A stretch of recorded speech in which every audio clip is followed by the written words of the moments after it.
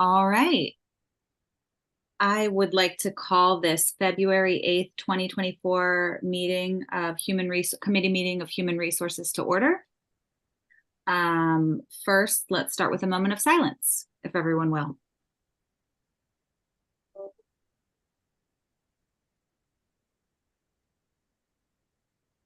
All right. Moving on, we need to approve the January 11th, 2024 minutes. Do I have a motion to approve? Madam Chair, Second. I was going to offer an amendment to the minutes to note that I was in attendance at the January 11th meeting, but it was not reflected in the attendees. Okay, noted. Brittany? I will make sure that that's amended in the minutes. Okay, Okay. thank you. So, And so I would move its approval as amended. as amended. Second. All right. All in favor? Aye. Aye. Any opposed? All right. All right, moving on to number 3, old business, staffing and retention report. Okay. All right. Thank you. Thank you, Councilmember Parker, and welcome to you and all of our new members. Happy to have you all on our committee. The staffing and retention report, for those of you who are new to us, is something that we have been presenting on a regular basis, and we started tracking this when we were having some significant issues with our staffing, just kind of seeing where we were. And projecting the trends, looking at turnover. So I'm going to turn that over to Heather so she can give you an update on where we are as of the end of January for this year. Obviously, very early in the year, so it's a little early to be predicting any trends, but we certainly can show you at least how we've started the year out. Heather? Thank you. I'm going to pull up my slide and then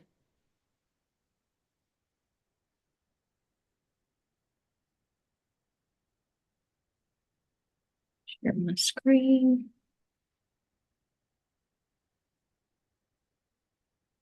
Can everyone see that? Yes. Okay. So move forward. So our first update is with the police and fire. We are looking at their staffing levels there, and you'll see the red is the fire slide showing with a 90% staffing.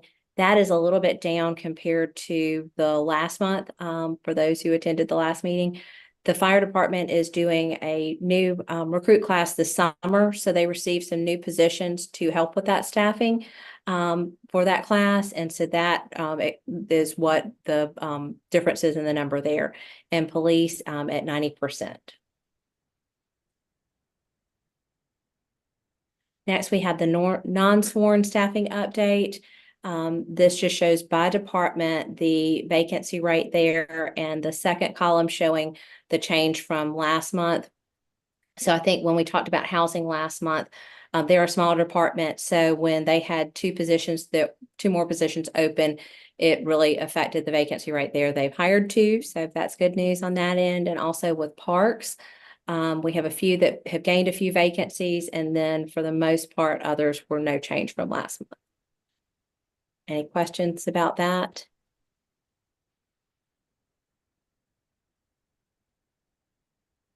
Okay, so next is showing turnover for through the month of January for each year. So we're obviously very early on into the year. Looking at compared to 2023, the fire sworn is up just slightly. Last year 0.58 and this year 0.80.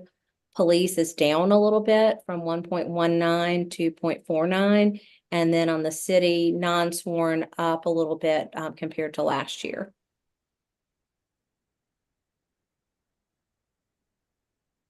And then recruitment update.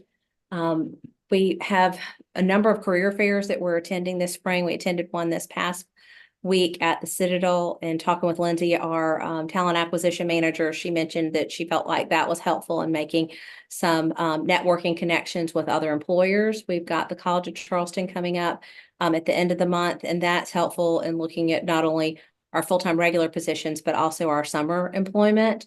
And then we're going to a number of high schools this spring in in efforts to fill our summer vacancies.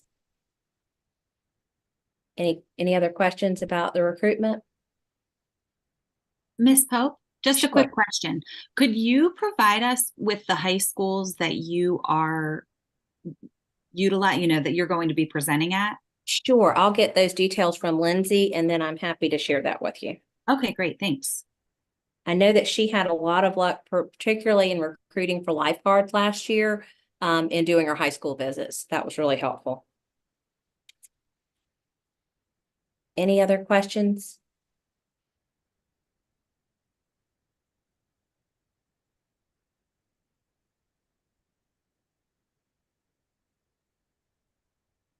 Okay, you, Councilor Parker, are you ready to Alright. move to compensation study? Yes, sorry, Miss Pope, I didn't know that was it. And just so y'all know that I think we're a whole new set here, so I think that these reports are really important. But I think Miss Cross told me before, every month there's not a huge change in those vacancy rates, so we might slim those reports down, moving forward. But I think since we're all new here, I think it's really important just to see them and get a handle on things before we do that, if you all agree. But yes, so moving on, Ms. Pope, compensation study updates. I'm sorry, Councilor Brady, did you have your hand up? Or Yeah, did you? no, I was just gonna say I think that's a good idea. Now I'm the only holdover from last time. But I agree, there's not much movement month to month, but kind of looking at them maybe bi-monthly or quarterly, like we're just trying to find the trends Right. that are going on. And so, if you guys notice something and need to bring it to our attention, then I think that's fine, and we can have the discussion at the policy level. Great. Thank you, Councilmember Brady. Councilmember Bowden? And I know that you said that you started tracking these when staffing issues were really a problem, which I assume was sort of post-pandemic.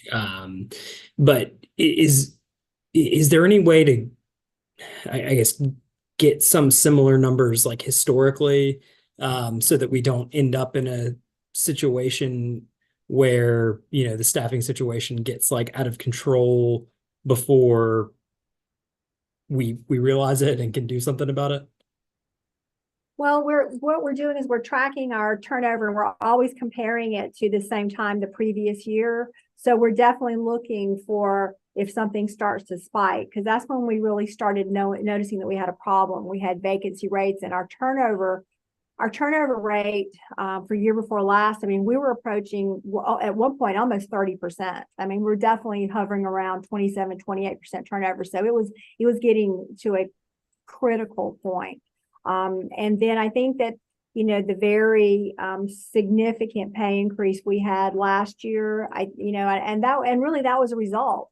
I mean, I think of all these meetings and kind of putting it in front of everybody and just basically explaining this is not sustainable. We can't continue, running city operations with this kind of vacancy rate, having this kind of turnover. So I think we ended up the year at 24%, and last year we ended up last year at 15. Now, 15 is not ideal. I'd like to see that cut to 10, but it's significantly better than 24. So we are always comparing ourselves to the previous period to see if there's a. We have been keeping these stats for a number of years. So if you were interested in some historical information, and probably year end would be good to look at, because it would give you the full year's worth of data. We're happy to get that to you. Okay, perfect. So Ms. Cross, is it your sense that that you kind of noticed the trend as quickly as possible, and it was just kind of like budgeting issues that prevented it from being solved quicker? Well, I think that honestly, post-pandemic, it wasn't just the city of Charleston. I think all organizations were just struggling to find people. And of course, salaries were an issue. We did our own internal compensation study, and we realized that we were not where we needed to be in the market. Of course, coming up with a significant pay increase like we did, it wasn't easy. I mean, there's such a challenge, because there's so many needs, and it was hard, but but, city council, the mayor, I mean, everyone really worked with us to, to have a 12% cost of living, the highest I've ever seen since I've been with the city. I've been here 27 years. So that was very significant. And then on top of that, we had a pay plan adjustment. So that was, to me, that was probably the biggest factor in, kind of stopping that turnover from continuing to go in that very unfavorable trend. And then this year, we had a significant increase as well, not as much, but I mean, a 4% COLA plus a, almost 2% pay plan adjustment for non-sworn. I think we're in a pretty good place having an $18 an hour minimum. I'm not saying we can't do better. I want us to keep, looking at that. And that's going to be a kind of a nice segue into the next item on the agenda, the compensation study. Yeah. Sounds great. So yeah, so we'll keep tracking it and we'll keep having these retention reports. I'm sure Councilmember Grady will love them, but no, we'll all get used to them and thank you for all of that great data. Yes, so moving on, Ms. Cross, compensation study update. Well, the city of Charleston has never, at least as far as I know, going back as long as I've been here, we've never hired an external company to come in and do a complete compensation study for the city of Charleston. And, we've done our own. And I think we've been able to produce some pretty good data comparing ourselves to neighboring organizations. But, we don't have the time to do quite the in-depth analysis that really needs to be done. So money was budgeted for us to hire a company to do a complete, like a look at everything, to look at our method of compensation, our pay plans, our job descriptions, just to really do a deep dive. So we posted an RFP on October the 4th. We received 8 proposals. We shortlisted those to 3 finalists. And on January 31st, we voted and we made a selection. We do not have that contract finalized yet. That's in progress. But Councilmember Parker was kind enough to participate on the committee, so she was part of those presentations and the discussions. But I think this is just going to be so valuable because we're really going to be able to see exactly where we are competitively market-wise. But I guess to me, one of the most important parts of this process is I'm really looking for recommendations on what we can do to, provide a way for our non-sworn employees to move through their pay grades for pay progression. Our sworn police and fire have really excellent plans for pay progression right now. And I really think that's something that's really needed for non-sworn employees. I mean, not just the cost of living, but some way for them to actually move through their pay grade. So this is going to be very in-depth. The company's going to come in, they're going to meet with all the department heads, key people in the city, obviously the administration, and really kind of get to know our positions and learn them. And then they're going to present us with recommendations. And I'm hopeful it'll be in a timely manner where we can at least implement at least some of their recommendations into the 2025 budget process. So I think we're excited about it. I think I've never participated in a study such as this. So it's going to be a little bit of a learning process for us as well, but that's one thing that we definitely, as we reach certain pinnacles in this study, that's another good reason I think we might want to call a meeting, Councilmember Parker. I do like the idea of maybe going bi-monthly or quarterly, but there may be times when something like important like that, something might happen where we might call a meeting to make sure everybody kind of is up to speed and knows where we are with an initiative such as that. But I think absolutely. I think it's going to be great. Yeah, absolutely. Thank you. And gentlemen, we will definitely there will be more coming to this committee once this, compensation study is underway, because it is going to be data and a ton of information, but I think that we'll all find it really, really exciting and a wonderful concept for this city to undertake because they haven't done one. So more to come. If there aren't any questions, we'll move on to new business. Back to you, Ms. Cross. Hourly work week discussion and workday implementation.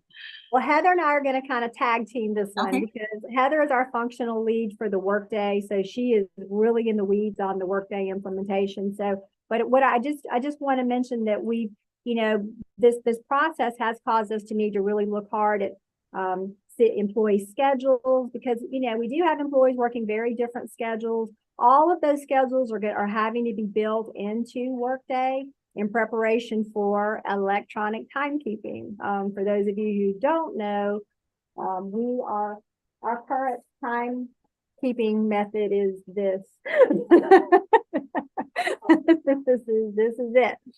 So we are going to be moving away from paper timesheets. We're going to have electronic timekeeping. It's going to be amazing. I think it's going, like with any change, I'm not saying it's going to be completely painless. Change can be hard, but I think it's a good change. I think we're going to be such a more efficient organization as a result of this. So anyway, I just wanted to mention that. And then I'm going to turn it over to Heather and she can kind of tell you where we are. This implementation has been going on for months, but I'm going to let her tell you kind of where we are right now. And just quickly, gentlemen, just Workday is like an IT platform. So that's just that's what the platform is called. Thank you.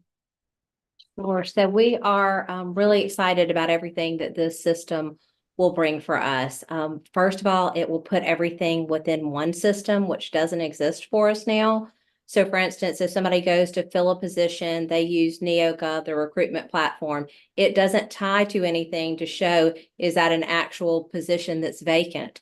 And how long has it been vacant? So all of that will now be in one system. The benefits will all be in one system and we won't be dealing with a lot of different files going a lot of different places, leaving a lot of room for error. So we're very excited about that. At the moment, employees really have no access to our system currently. As Kay showed you, everything is very paper driven.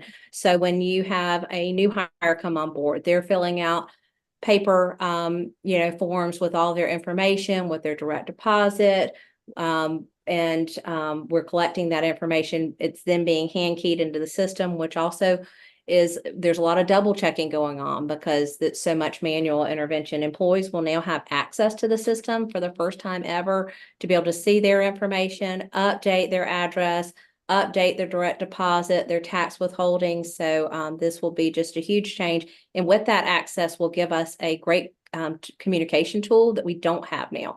So we send a lot of things by email now and we'll say, please post for the benefit of those without email. But that's a challenge. And sometimes we're mailing postcards to people's houses and trying to reach them in different ways. But to have them be able to access a system where everybody can get to the same information will be huge for us. We'll be able to produce organizational charts, like a supervisor will be able to see their team and all the information, position titles and all of those details. So that's going to be, really beneficial. We're at the point where we're doing end-to-end testing starting next week. So we've done some initial test cases in the first test system that was built. The new test system, the end-to-end test system, will be the second. There'll be 2 more built after that, each time with the data getting cleaner and cleaner in the system and working more efficiently. So we've got the consultants on site next week, and we're excited to have them here as a resource to help us as we begin our testing. And then we will be testing over, I believe, the next 6 weeks, but hope to get a lot of that testing knocked out while we have somebody there to help us if something doesn't go the way we expected. And our system will go live on the HR payroll side, ideally on September the 14th without any hiccups. And then the finance portion will go live in October. So that first check will come in October, paid out of the system. Any Great. questions? No questions. Such a significant investment, but we really appreciate all of the support that you have given us with that. Well, thank you, Ms. Pope, because I learned from you. I mean, you're doing a lot of paper double checking, gentlemen, council members, everybody. It's a lot. It's not just paper timesheets. It's Ms. Pope going back through, a very tedious task. So hopefully this is going to help everything move a lot smoother. So thanks for all your hard work on this too, Ms. Pope. Thank you. Councilmember Brady. So I've used Workday before, but I just had a question on, and will our employees, will it be do they have to do it from like a desktop computer, or would they be able to do it like from their phone? Like, So that's a great question. So there is an app through Workday that they will have the ability to use. Some people we know won't necessarily be comfortable downloading that if they're using a personal phone versus a city phone. I think they would be less apprehensive, but some people might not want that on their personal phone. So there'll be multiple ways they can clock in. If they're an employee who's administrative at a desk every day, they could use the desk for that purpose, the desktop computer. But we will also be investing in some time clocks for our crews that are out in the field to make that process easier and also fast, because we don't want them bogged down trying to log in the morning. We want them swiping in and then getting out into the field. okay, thanks. Great, thank you. All right. I believe that was it, unless there are any other questions or any other business to come before the committee? No? All right. Ladies and gentlemen, I guess we will see you next month. If any additional questions or input come up, we'll see you at the next meeting. And hello, everybody. Mr. Mayor. How are you? Good to see you. How are you? All right, thanks everyone. Thanks, everybody. Yes. Thank Thanks, y'all. you. Great first meeting. Good job. Bye-bye. Guys.